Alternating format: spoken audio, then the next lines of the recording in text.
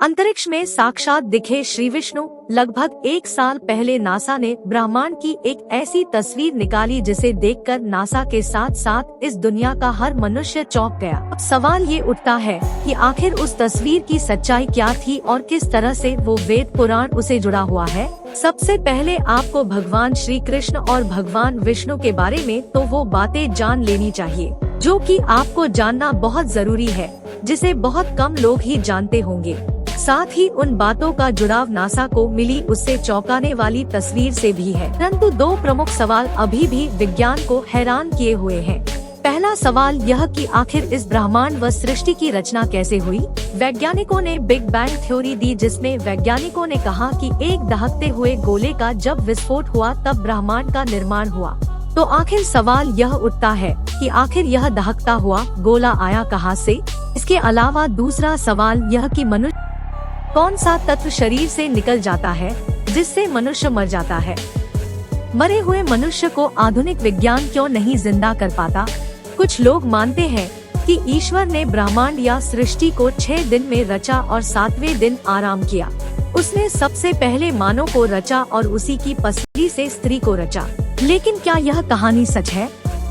इस कहानी को ना तो हिंदू धर्मग्रंथ स्वीकार करते हैं और ना ही आधुनिक विज्ञान।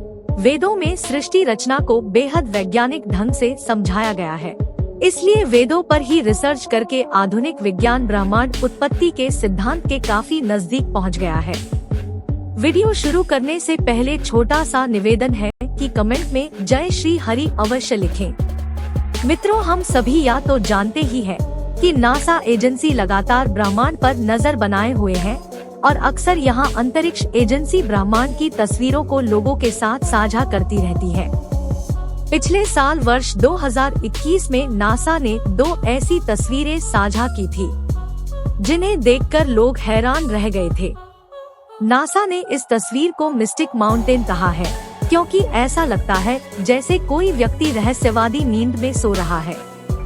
नासा द्वारा साझा की गई इस तस्वीर के साथ एक दूसरी तस्वीर भी है जो वेदों में वर्णित गर्भ दक्षिणी भगवान विष्णु की है, जिनको योग निद्रा में विष्णु का सायंकाल में देवसेन, चातुर्मास आदि नामों से जाना जाता है।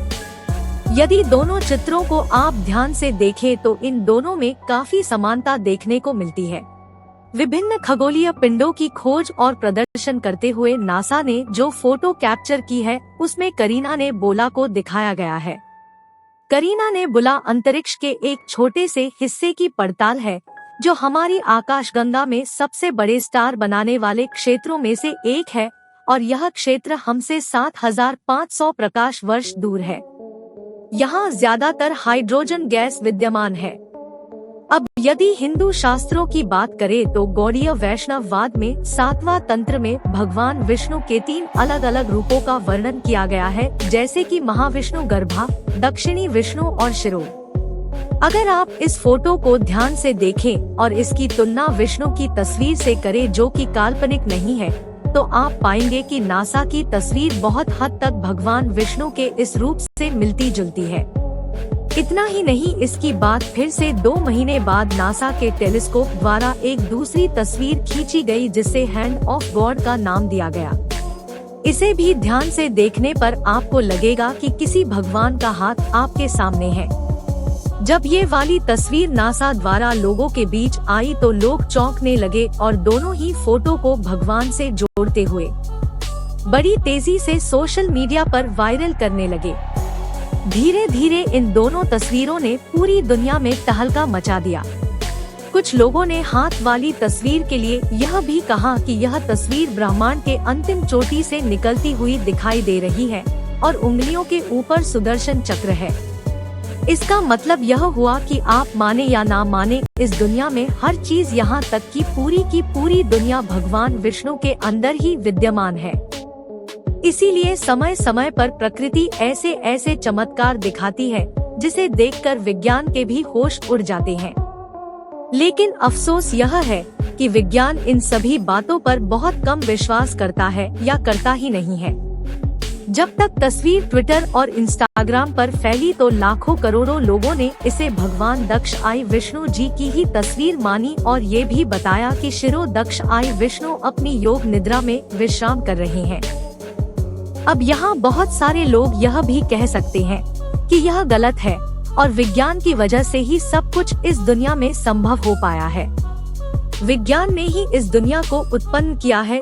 उसके आसपास भी ऐसे विचारों वाले व्यक्ति अवश्य होंगे और विज्ञान भी इसे ही सही साबित करने के लिए बिग बैंग की थ्योरी सामने रख देता है, जिसके मुताबिक कहा गया है कि इस ब्रह्मांड की उत्पत्ति एक बड़े से गोले के विस्फोट से हुई। तो अब यहाँ ये सवाल उठता है कि वो बहुत बड़ा गोला आया तो आया कहाँ से, साथ ही हर जीव की मृत्यु क्यों होती है और क्यों नहीं विज्ञान मरे हुए लोगों को जिंदा कर पाया।